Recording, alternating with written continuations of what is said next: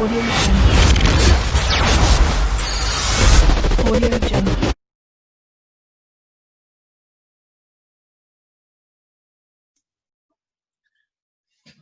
Bueno, en este caso tenemos lo que es la conformación de un campo denominado rotante.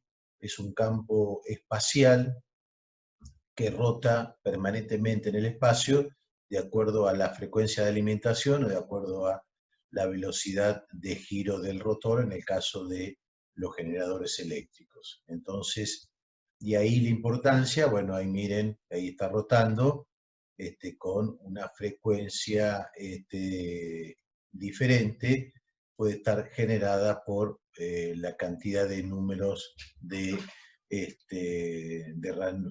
polos del rotor. Entonces, ¿para qué sirve esto? Bueno, para que relacionemos entonces un poco lo que nosotros estamos hoy estudiando, que es la generación de campo eléctrico o de un campo magnético.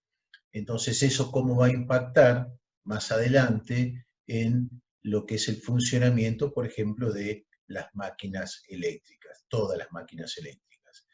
No, las máquinas y obviamente todo lo que son aparatos e instalaciones eléctricas, porque también una línea eléctrica va a estar interactuando a través de un campo electromagnético. Bueno, acá es el caso de los tres colores, significan las tres fases de una máquina, en los dibujos pueden apreciarse. Entonces, cómo esas tres fases en presencia de un campo magnético produce, a causa de la variación del mismo dada por la velocidad, en este caso está girando, lo que está produciendo es una FEN trifásica en la fase 1, en la fase 2 y en la fase 3. Ahí está cómo se está dando el caso de las corrientes. Esas bobinas no están desfasadas porque sino más 120 grados geométricos, esto se logra para justamente formar un campo rotante. Como están organizadas, tienen que tener un desfasaje de 120 grados para un sistema trifásico, de manera tal de poder generar un campo rotante. Ahí lo tienen, está rotando el campo y las bobinas en este caso están fijas. Entonces ahí estamos viendo cómo está generando un campo rotante. Eso es lo que le está pasando al estator de un generador sincrónico que permanece fijo en el espacio, pero tiene que tener el movimiento de algunos de los campos. Entonces, breve video explicativo o para que ustedes siempre relacionen lo que estamos introduciéndonos en el manejo, adoptando vocabulario, siempre relacionarlo con lo que es la vida real. ¿Sí? Bien, bueno, seguimos entonces con la clase de hoy. La clase que viene va a ser la última clase, donde vamos a ver todas las cuestiones de alterna. Ya les dejé y les cargué toda la actividad correspondiente a esto, hay que hacerla, y la semana que viene estará la última actividad, y a partir de ahí ya fijamos las fechas de la evaluación. Ya tienen todos la nota del primer parcial. El que tiene que rehacer el informe, que se lo he comentado, lo tiene que rehacer y mandármelo de nuevo. El que ya tiene la nota, ¿sí? Bien, vamos entonces a seguir con lo que es lo que habíamos visto, que es electromagnetismo, ¿no? Habíamos empezado a definir todo lo que era la conformación de un campo magnético. Entonces habíamos definido la intensidad de campo magnético, H, como la fuerza magnetomotriz dividida la longitud del circuito que está abarcando o la longitud del circuito conductor, y esto se mide en amper vuelta justamente. Esa esa magnitud H termina siendo importante porque va a intervenir, ahora lo vamos a ver, en la característica de un material a través del campo y de este H, justamente lo que nosotros la denominamos la fuerza magnetizante. Bien, entonces, esto está definido de acuerdo a la fuerza magnetizante H por L. ¿Sí?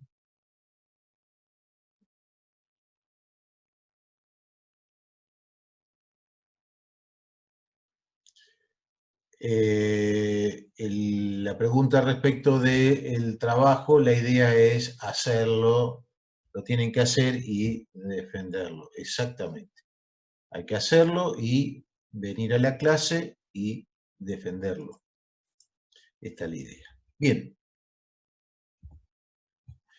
Entonces, vamos a hacer una breve revisión de lo que vimos ahora, ¿cierto? Habíamos definido entonces que nosotros teníamos un material magnético o un magneto donde tenía un polo norte y tenía un polo norte y un polo sur. De ahí es donde salían las líneas de fuerza o las líneas de campo desde el polo norte al polo sur.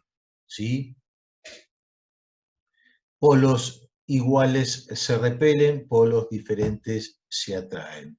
¿Sí? Y obviamente siempre son encontrados de a pares, nunca puede haber un polo norte y un polo sur. Si yo cortara este material, se me generarían inmediatamente dos polos, ¿sí? Para dar continuidad, que tenga un polo sur, un polo norte, un polo sur y un polo norte. Entonces eso tiene que siempre ser así. Bien, entonces, si yo tengo un polo sur y un polo norte y un campo magnético, lo que a mí me sucede es que las líneas de fuerzas o las líneas de campo se dirigen de norte a sur, siempre en trayectorias que son, fíjense, simétricas, las de arriba con respecto a las de abajo. Estas líneas que están saliendo acá se van a cerrar en una trayectoria más amplia. Bueno, acá uno puede ver, en el caso de limaduras de hierro, en cierta forma, de qué manera se va a orientar este campo, ¿sí? De qué manera se va a orientar este campo. En el caso de las máquinas eléctricas, cuando nosotros tenemos bobinas o tenemos campos y esos campos no se terminan cerrando e interactuando con otro bobinado, creando lo que nosotros luego lo denominamos flujos mutuos o flujos comunes, pasan a ser o pasan a integrar la categoría de flujos dispersos, es decir, aquellos flujos que no interactúan con nadie. Bien. Bueno, entonces el campo magnético, bueno, siempre va a ser tangente a cada una de las trayectorias que estamos considerando. Bueno, acá tienen lo que, bueno, el campo magnético más conocido por todos nosotros, es el de la Tierra, ¿sí? El de la Tierra, por eso nosotros definimos polo norte y en nuestra Antártida estamos teniendo el polo sur. Por eso que cuando uno se traslada a Europa, ¿qué pasa cuando abre la canilla y el agua circula y se está yendo por la rejilla del lavado? Bueno, en nuestro caso, en la Argentina circula en un sentido y en Europa circula en otro sentido, justamente por efecto del campo. Eso gira al revés, bien. Cosas, nada, de la vida, pero que son importantes. Bueno, la magnitud y fuerza magnética es proporcional a la carga del elemento que estamos considerando y a la velocidad de la partícula. La dirección y fuerza dependen justamente de la velocidad y la dirección que tiene el campo magnético. Le estoy dando definiciones que son totalmente generales, simplemente para conocimiento de ustedes, porque todo este tema va a ser o es incluido en electromagnetismo de física 2, así que todo esto lo van a estudiar. Simplemente le estoy acercando definiciones como para que también ustedes vayan viendo un poco, y esto es a modo de introducción. Les cuento que entre los equipos que hemos recibido de la universidad, que hemos comprado, en su momento cuando lo vi, que me pareció importante y definí la compra, es un kit para estudiar justamente electromagnetismo, en física 2, en electrotecnia, que puedan hacer experimentos con todo este tipo de cosas que específicamente lo van a ver en física 2. Bueno, ¿qué sucede con el magnetismo? Bueno, por ejemplo, si yo tengo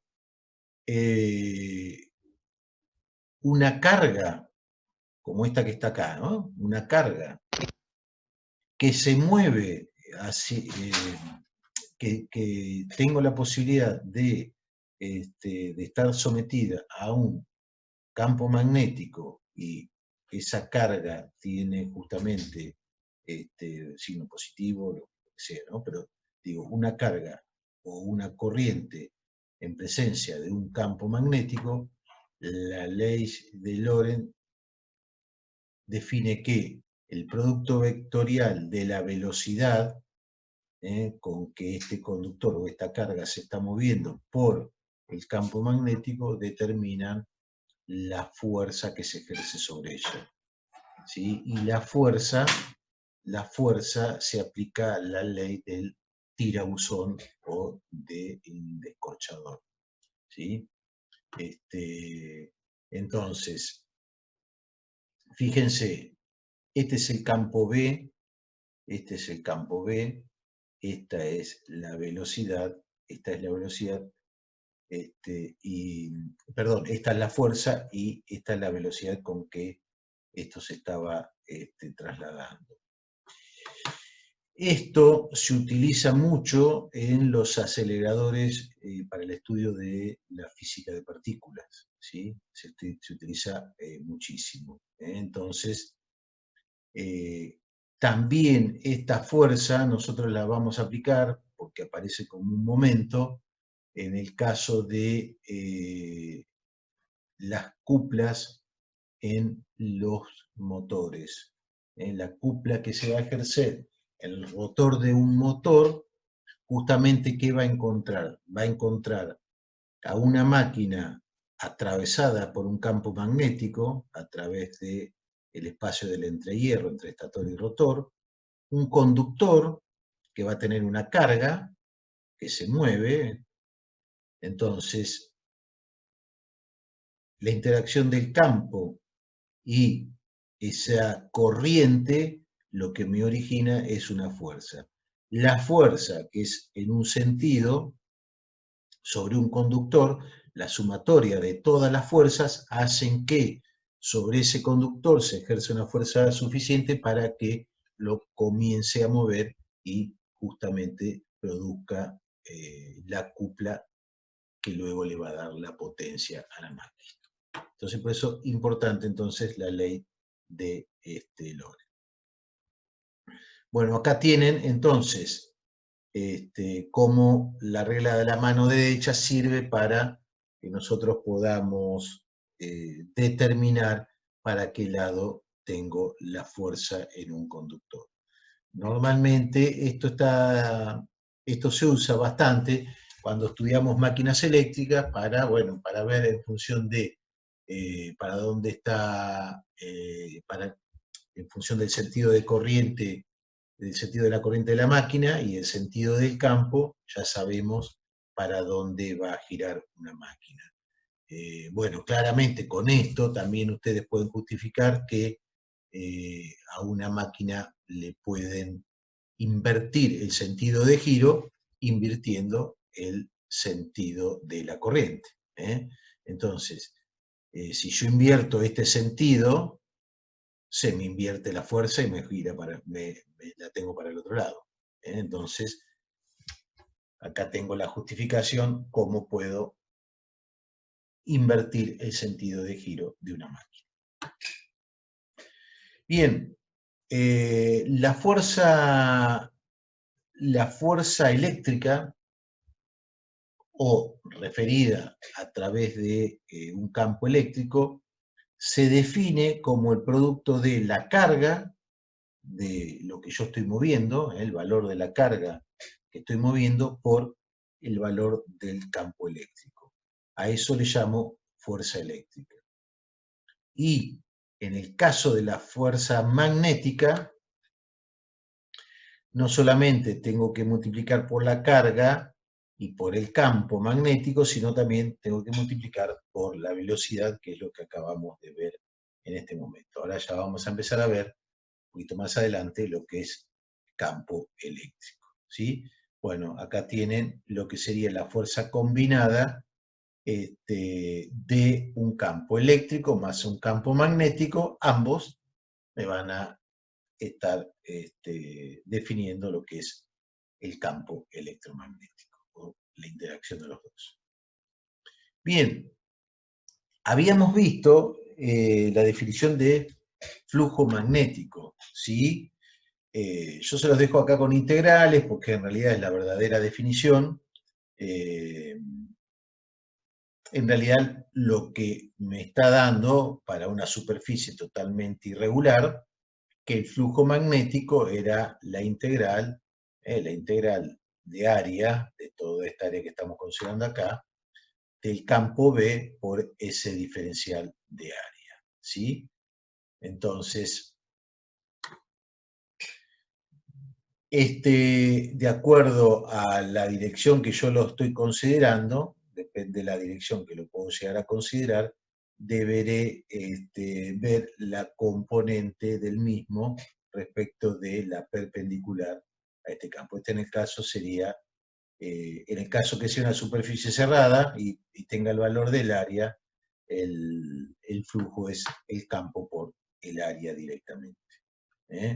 Entonces, en este caso, si yo, este vector rojo lo que me está dando es la normal a esta área, ahora el campo lo puede estar atravesando según diferentes posiciones. Entonces, respecto de la normal, tengo que multiplicar por el coseno del ángulo. Porque yo a este campo, justamente, o a esta superficie, la puedo abordar desde diferentes ángulos. Habíamos visto entonces que la unidad era el Weber, que es un Tesla por metro cuadrado. ¿Sí? Bien.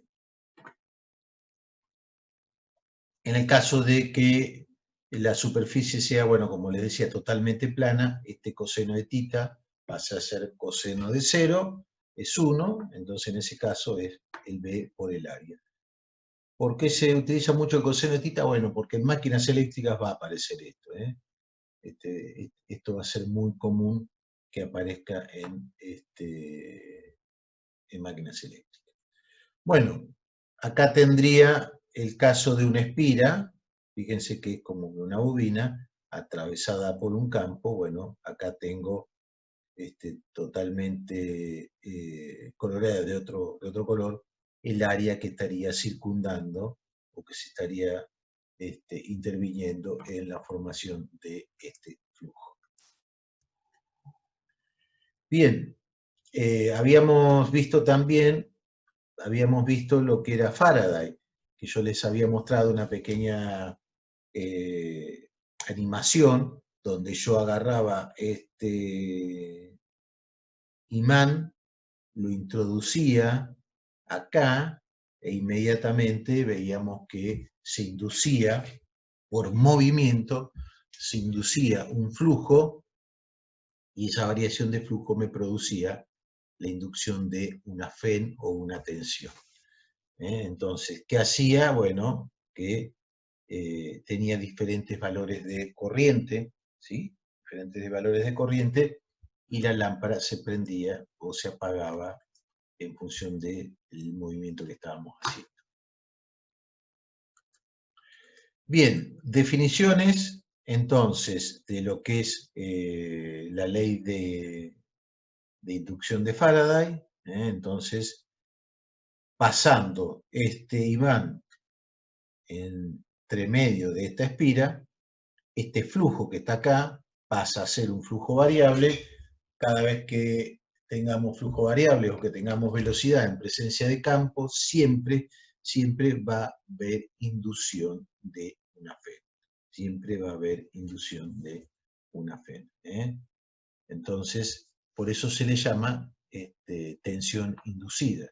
O han podido escuchar en algunos casos con temas de seguridad, tengan cuidado con las tensiones inducidas, bueno, producto de rayos, de un montón o de un cortocircuito, justamente a raíz de este fenómeno.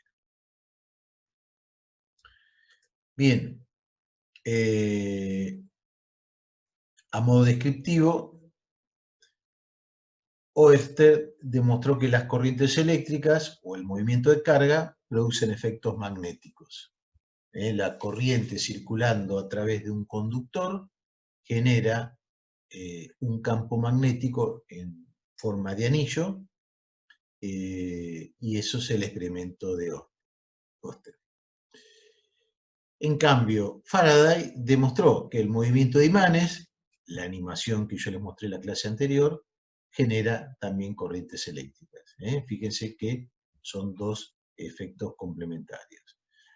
Bueno, entonces, esto indica que hay una relación entre un fenómeno eléctrico y un magnético. El marco de ambas fuerzas, la definición que les di antes, Q por el campo eléctrico, Q por B por el campo magnético, son las fuerzas eléctricas y las fuerzas magnéticas, ambas me van a generar lo que es la teoría electromagnética. En física ustedes después van a ver todo lo que es, bueno, esto, Biot-Savart, todo lo que es las ecuaciones de Maxwell, bueno, temas muy, muy interesantes porque con los fenómenos de campo se explican un montón de cosas, ¿sí? Bien. Bueno, esta es la ley de Biot-Savart.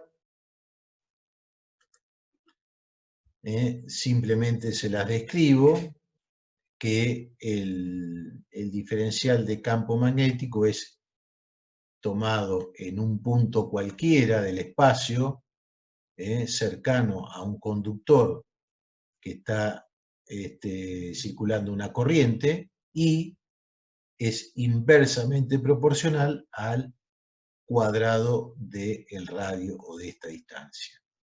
¿Qué quiere decir? Bueno, ¿qué quiere decir? Que si yo tengo una línea eléctrica,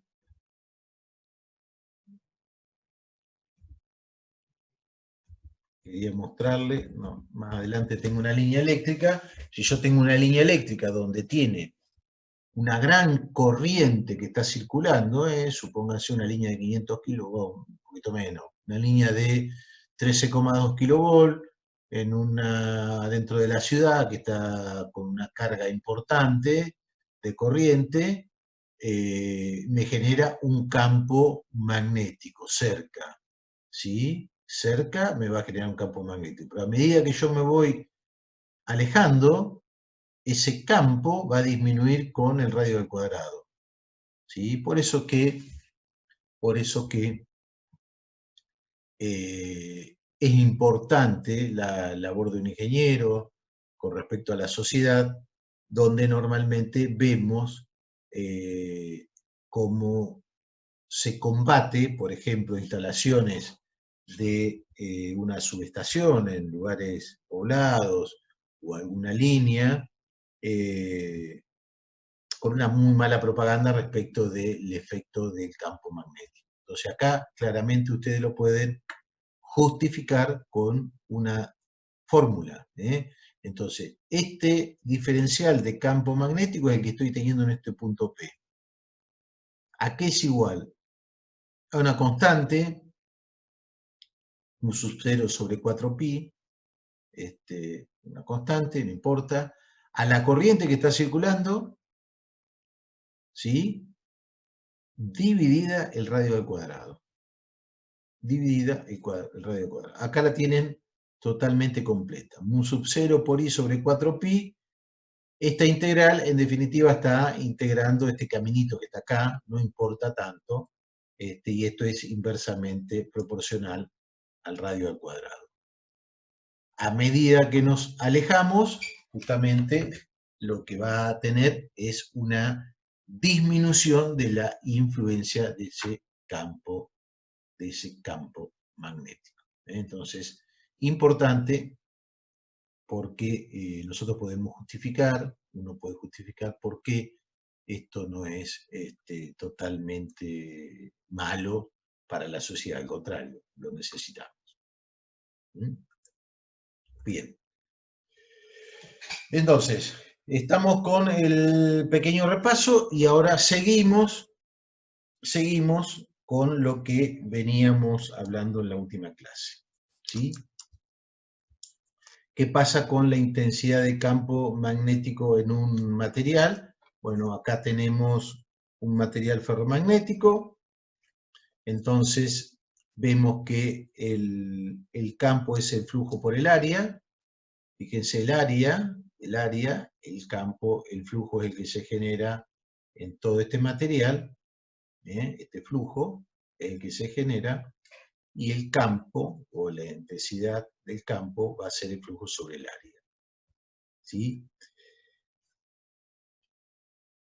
Hay un término que es la fuerza motriz, o la fuerza magnetomotriz, y está definida por la cantidad de corriente, o la corriente que está circulando, por la cantidad de vueltas del arrollamiento de ese material.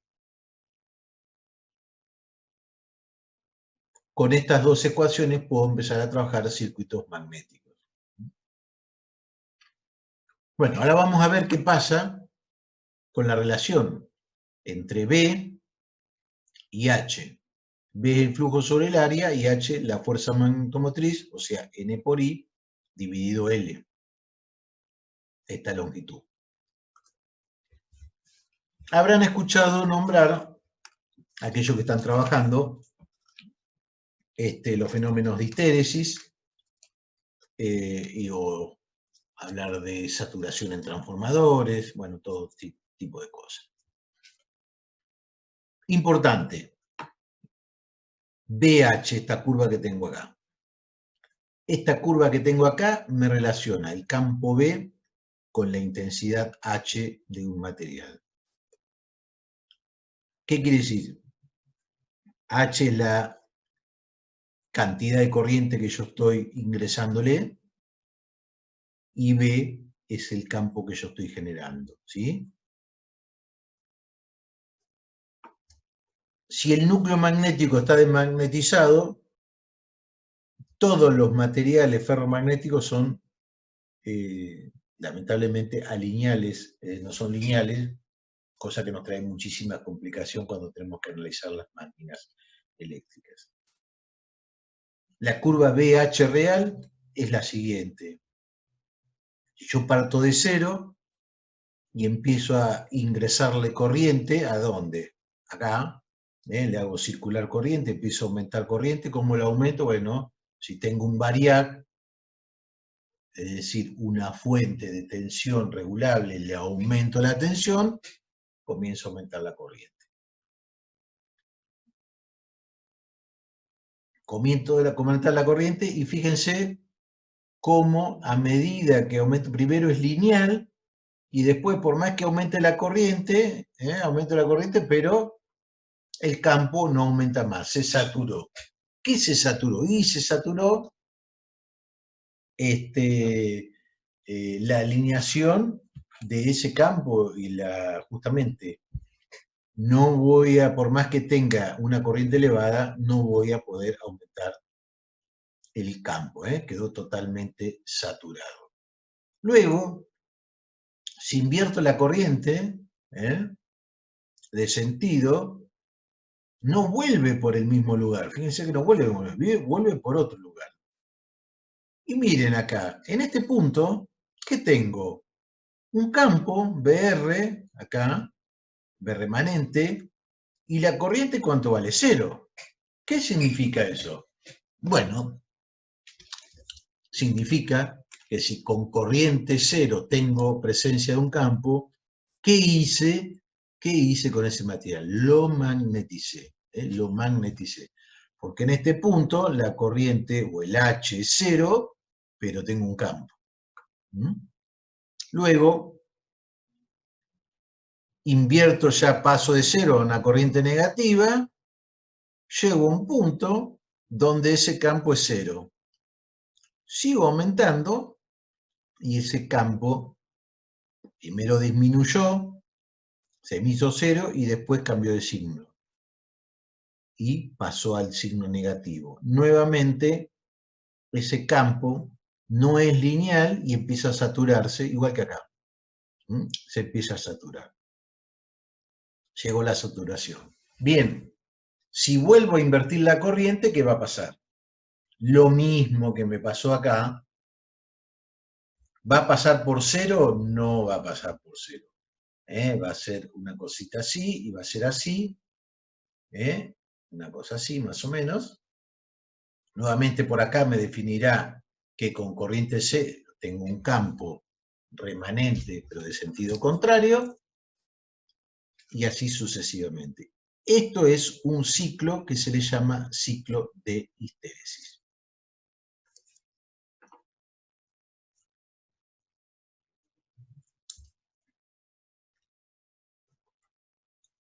Bueno, Iván dice que se satura, por eso hay que esperar un tiempo para volver a tomar lectura de la resistencia óhmica de un determinado núcleo. Bueno, después comentame, no estoy tan seguro de eso, Iván. No estoy tan seguro de que sea así. Después por ahí podemos, si es de un núcleo de un transformador, te puedo comentar en un trafo de corriente. Bien, de medida está bien. Pero si es un trafo de tensión, está bien, no. En ese caso no, trafo de corriente sí. Bien. Veamos entonces qué pasó con esta curva. Volvimos, hicimos negativo, volvemos, hay un remanente, como les decía, seguimos invirtiendo, ahora corriente positiva y miren para dónde llegó. Bien, un ciclo completo es este. Importante para que ustedes lo tengan presente. Lo que quedó adentro de esta curva BH, la vamos a ver en máquinas eléctricas, la vamos a ver en circuitos magnéticos, en electrotecnia o en circuitos eléctricos, la vamos a ver, bueno, van a ver en física 2, la vamos a ver por todos lados a esta curva. Bien, el área que está en el centro, perdón, el área que está circunscripta entre las dos curvas, es la histéresis del material. Eso significa pérdidas. Entonces, por ejemplo, un material ferromagnético, fíjense, yo hice de una corriente positiva a una corriente negativa a una parte positiva. O sea, eso es un ciclo de corrientes. En corriente alterna, ¿cuántos ciclos tengo por segundo de esos? La corriente que tenemos nosotros, que nos alimenta, ¿cuántos ciclos por segundo? 50 ciclos por segundo. Muy bien, Iván. Quiere decir que yo un material, por ejemplo, de un transformador o de una máquina eléctrica, la sometí a esto que está acá, que vine y volví, en un segundo 50 veces. Entonces, esas 50 veces, y si yo les dije que el área esta me determina las pérdidas en el material ferromagnético, la máquina tendrá menores pérdidas cuanto menor sea esta área, ¿sí? Porque yo estoy sometiéndola 50 veces por segundo al cambio permanente en el ciclo de histéresis. Entonces, importante que las máquinas tengan esta curvita lo más aplanada posible. Bien, seguimos. Si yo tengo un conductor de una longitud L que está sometido a un campo B y se mueve, en ese conductor se me va a generar un campo, una tensión inducida. Es decir, si yo tengo un conductor que se mueve para allá, B, y a su vez tengo un campo magnético así, está sometida a un campo magnético así. Cuando pase este conductor de longitud L a una velocidad V sometida a un campo B, en los extremos de este conductor me va a aparecer una tensión inducida. Entonces, esa tensión inducida es proporcional al campo B y a esta velocidad V. ¿Por qué es importante? Porque es importante porque este es el principio de funcionamiento de las máquinas. Las máquinas se están moviendo a una velocidad V, están sometidas a un campo, por ende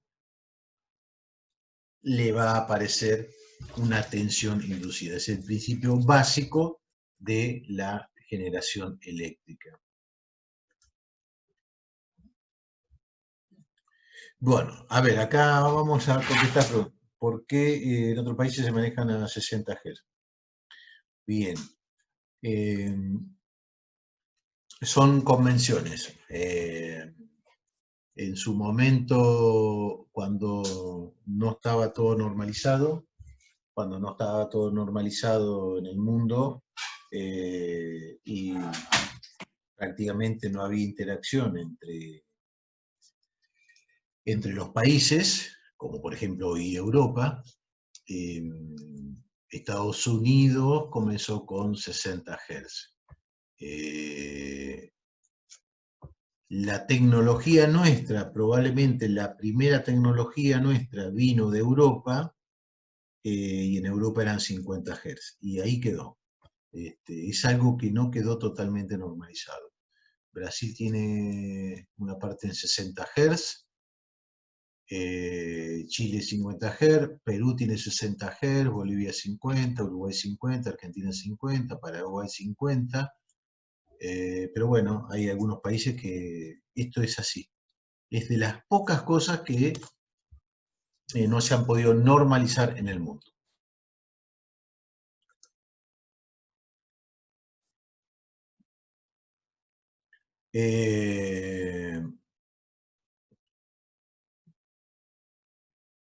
No se puede estructurar, es difícil, ¿por qué?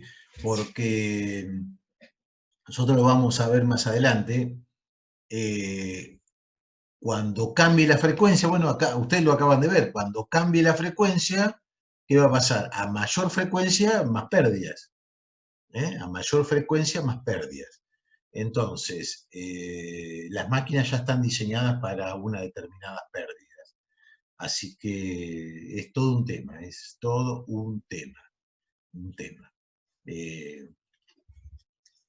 Los generadores, lo mismo, los generadores que ya vienen con sus turbinas y vienen con sus módulos de transformadores, si yo le cambio la frecuencia y se la bajo, la tensión inducida pasa a ser menor, por lo tanto no me dan las tensiones para entrar en paralelo con la red. Es todo un tema complicado. Entonces, les pregunto, Argentina y Brasil están unidos eléctricamente. Si Brasil tiene 60 Hz y Argentina tiene 50 Hz, ¿cómo nos unimos? pregunta a todos ustedes. ¿Cómo uno los dos sistemas? A ver, o me hablan o me escriben. ¿Cómo uno un sistema de 60 Hz en Brasil con uno de 50 Hz en la Argentina? ¿Cómo lo uno? Eléctricamente estamos vinculados, pero ¿cómo hacemos para unirnos?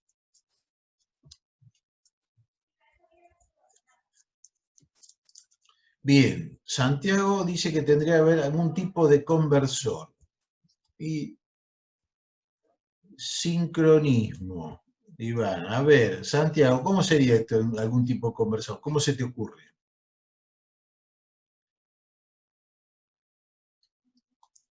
Está bien, Santiago, pero a ver alguno más. ¿Cómo uniríamos un sistema de 60 Hz? O sea, 60 ciclos por segundo, como lo acabamos de ver, con uno de, con uno de 50 ciclos por segundo. ¿Cómo se unirían?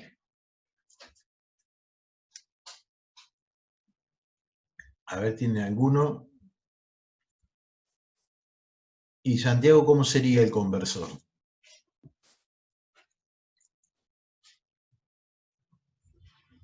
Bueno, lo que se hace es justamente convertir de alterna a continua, se puede transmitir en continua, y luego del lado de Brasil un conversor de continua a 60 Hz. O sea, yo paso de 50 Hz a corriente continua, transmito en continua, y luego del otro lado vuelvo a convertir. Entonces sería un conversor.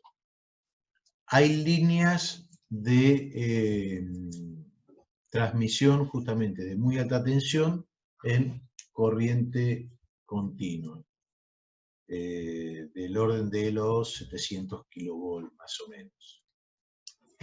Así que esto es muy importante, son tecnologías muy nuevas, en muy pocos lugares del mundo existen este tipo de transmisiones.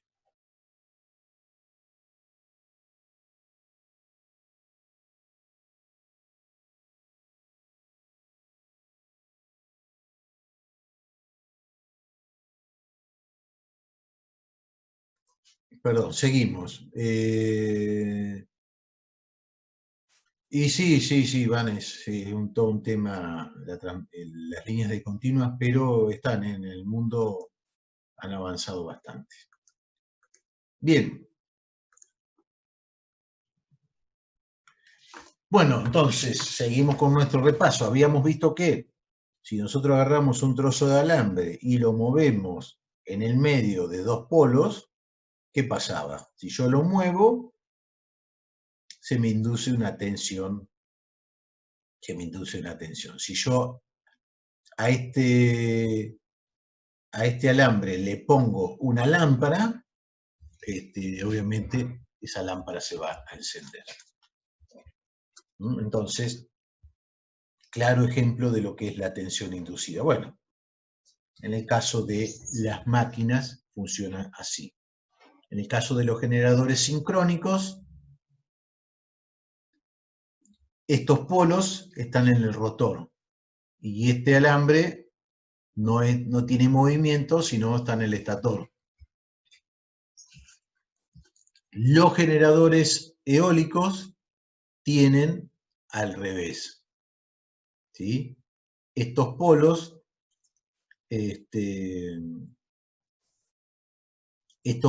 están, no, también están pueden estar en el rotor o pueden estar fijos,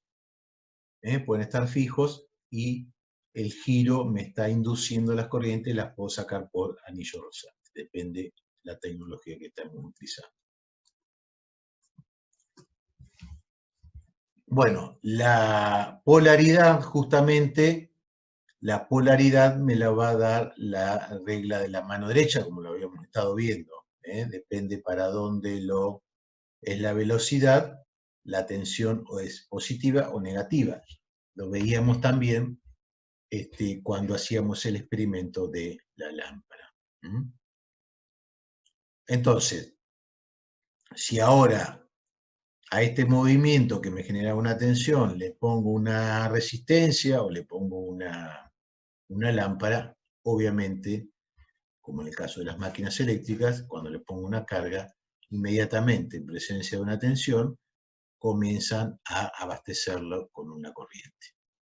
Principio básico de una carga eléctrica. Bien. Esto es muy interesante porque esto se aplica mucho en máquinas eléctricas. La aparición de la fuerza en una máquina eléctrica. Entonces, si yo tengo un conductor que en este momento está atravesado por una corriente, vamos a mostrar, la corriente está entrando, o sea que la corriente va para allá. Por eso se le dibuja el puntito, es porque la corriente está entrando, estoy viendo esta parte de acá. Si estaría saliendo, estaría viendo la parte de la flecha, entonces en ese caso lo hago con una cruz. ¿Sí? En ese caso sí estaría saliendo. Entonces, la corriente va hacia adentro de la página nuestra.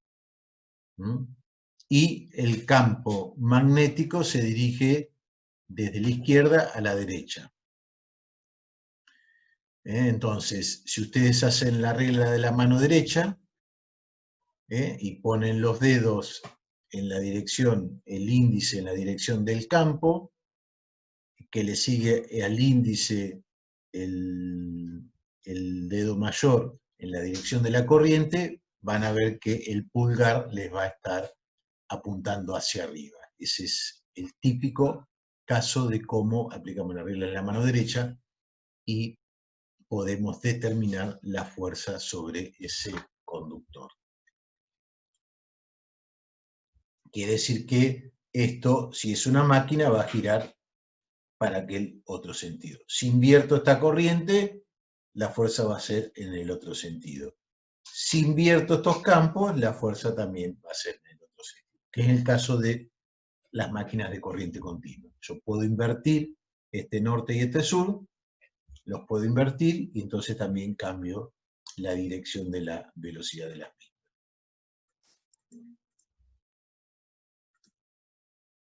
Bueno, seguimos adelante. Vamos a borrar acá. Bueno, acá, ¿no? Lo que les decía. Ahora tengo una crucecita, es porque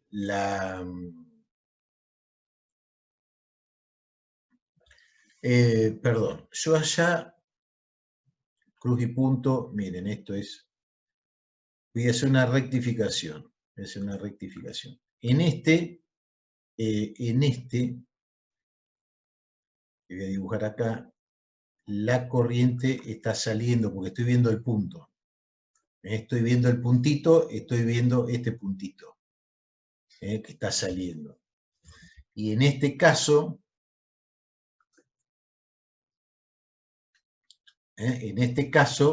estoy viendo la cola, es que la corriente está entrando. Bien. Entonces, si la corriente está entrando y sobre esto yo aplico la regla de la mano derecha, entonces el flujo generado por esta corriente, el campo magnético tiene esta dirección, ¿sí? Y esta dirección es la que me da la dirección de la fuerza. Otra forma de determinar tanto la regla de la mano derecha como la dirección de este flujo me determinan la dirección de la fuerza, en este caso dirigida hacia abajo. Bueno, un solenoide o un polo metido dentro de una espira es un arrollamiento, bueno, nuevamente me genera, depende para qué lado lo esté moviendo, me genera una tensión. En un caso y en el otro. Por lo tanto, y acá viene algo importante, que es la ley de Faraday, La variación del flujo respecto al tiempo, es decir, la tasa de cambio del flujo en el tiempo multiplicado por la cantidad de conductores, es decir, la cantidad de estos conductores, y la velocidad de cambio que yo tengo de este imán a través de esta espira, me da la tensión inducida. ¿Sí? ¿Mm?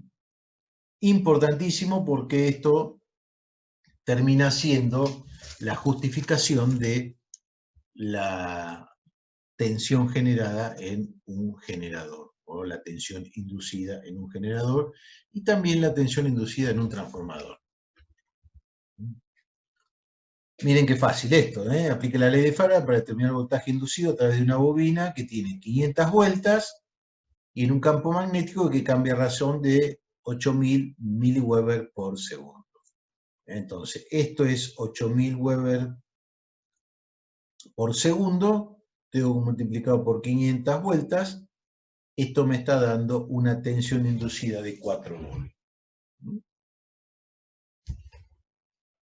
No está mal. Para una bobinita, una tensión de 4 volts.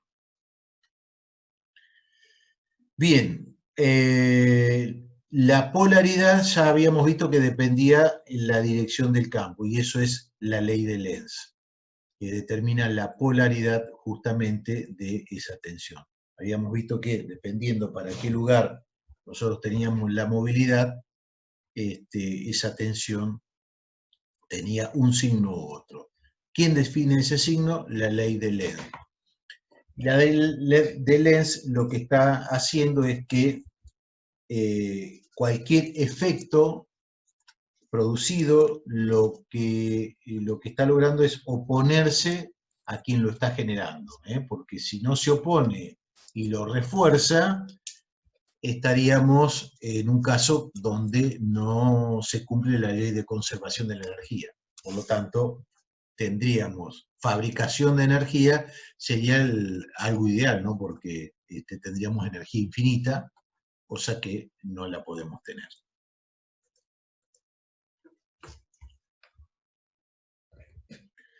Bien, habíamos visto también cómo cambiaba, o veíamos el concepto de reluctancia del aire, en el caso de un entrehierro, o la reluctancia cuando introducía el acero, ¿sí? Cuando introducía una parte de acero, ¿qué pasa? ¿Por qué tengo más tensión? Bueno, tengo más tensión porque justamente acá se aparece un camino donde facilita justamente el establecimiento de ese flujo que va a circular por acá, y en este caso, este entrehierro justamente dificulta porque la reluctancia cambia y bastante. Bueno, llegamos a esto, un generador de corriente directa o de corriente continua. ¿Cómo funciona esto? ¿Cómo funciona? Bueno, miren, esto también es una máquina de corriente continua. Lo primero que yo tengo que tener siempre en una máquina es excitación. ¿Qué significa excitación? Presencia de un campo magnético, en este caso un polo norte y un polo sur, que tiene en este sentido todas las líneas de fuerza de ese campo. ¿Está bien? Bueno, bárbaro. Si yo muevo este conductor, ¿qué se me aplica? Y me va a aplicar la ley que decía que la tensión era igual al campo, que va así, a la longitud de este conductor y a qué cosa otra, a la velocidad con que se mueve. Entonces, sobre este conductor, acá y acá, ¿qué se me va a generar? Y una tensión. Se me va a generar una tensión. Siempre, obviamente, lo tengo que estar moviendo. Entonces, esa tensión, si yo pongo un medio anillo acá y pongo un medio anillo acá, ese medio anillo acá siempre va a relevar la tensión proveniente del conductor que está acá arriba. Por ejemplo, siempre un valor positivo. Y este siempre un valor negativo.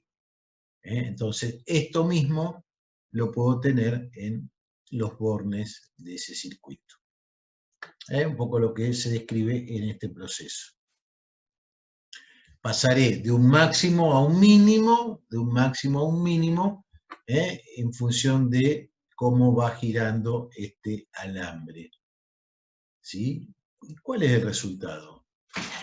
Bueno, el resultado es justamente una tensión que crece y luego una tensión que va a decrecer. Acá lo mismo, estamos viendo cómo está girando acá en sentido horario. Entonces, tiene presencia de campo, velocidad y tiene una longitud. Lo que van a tener es justamente la inducción de una FEN o una tensión electroconductora. Bueno, en función de los diferentes puntos que le va marcando, entonces estamos, es decir, en función de la posición de este alambre, diferentes posiciones que va tomando, va teniendo esta variación de la tensión. ¿Estamos de acuerdo? Miren acá, diferentes valores de tensión. Este sería el caso de un ciclo completo, fíjense, A, B, C, en las diferentes posiciones, la posición angular de ese rotor. Primera rotación, segunda, tercera y así sucesivamente. Entonces, este es un generador básico de tensión.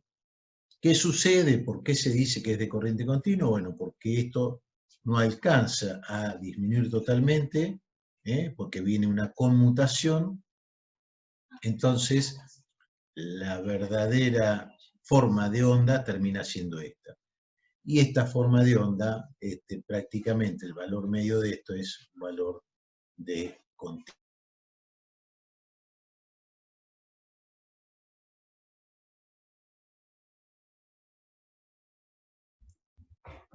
Bueno, entonces, esto es tanto el espira 1 como el espira 2. Acá está totalmente representado uno y otro caso.